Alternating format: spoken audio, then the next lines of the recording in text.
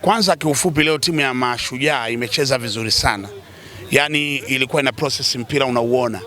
Mchezaji anachukua mpira anatulia na anatoa pasi. Yaani mpira ulikuwa mzuri na kwa kweli kocha ameonyesha kuna kitu amekifanya kwa wachezaji tofauti na zamani. Na nilikuwa nalalamika kocha wa zamani, nafikiri hata nyewe waandishi mtakuwa mmeona. Leo timu ina process mpira, inacheza vizuri.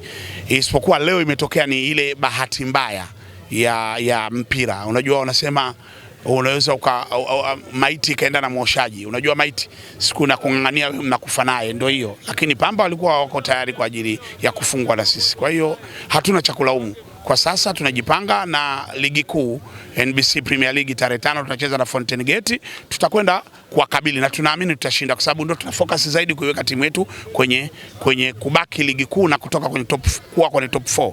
Tunabaki na lazima tubaki. Na mimi niko tayari hata kama ni vidole kubaki kukatwa ili Mashujaa ibaki, niko tayari. Mashujaa ni timu yetu ya Kigoma, tunaipenda. Kwa hiyo kwa nini tukubali ibaki? Ishuke. Hata kama vidole vyangu vitakuwa vikatwe hivi ili Mashujaa ibaki, basi mimi nakata, wala hiyo halina shida. Uko tayari? Niko tayari, wala hamna shida. Mashujaa ni timu ya Kigoma, lazima sisi tuisupport na tuko tayari kwa lolote.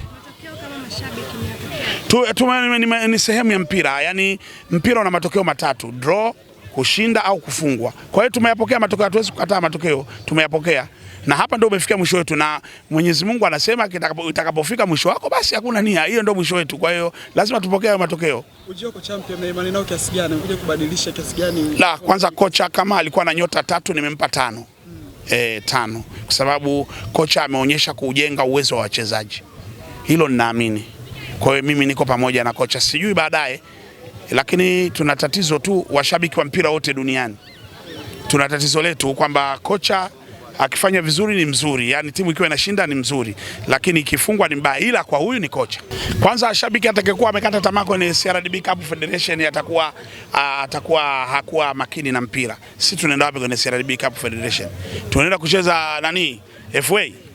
Tunaenda kucheza shirikisho klabu bingwa? Bado sisi tunataka kwanza timu yetu tubaki kwenye ligi kuu. Yani ndio kitu cha muhimu kwetu.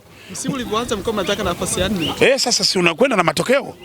Kocha alokuepo, kocha alituharibia timu yetu, mambo yetu yakawa yanaenda ovyo. Kwa hiyo yale matokeo kusema kwamba tutakwenda sasa kwenye hatua ile ya kuwa 3 bora, lazima tuyatoe kwanza, tuhakikishe timu yetu imefanya nini, imebaki. Hiyo ndio jambo la msingi.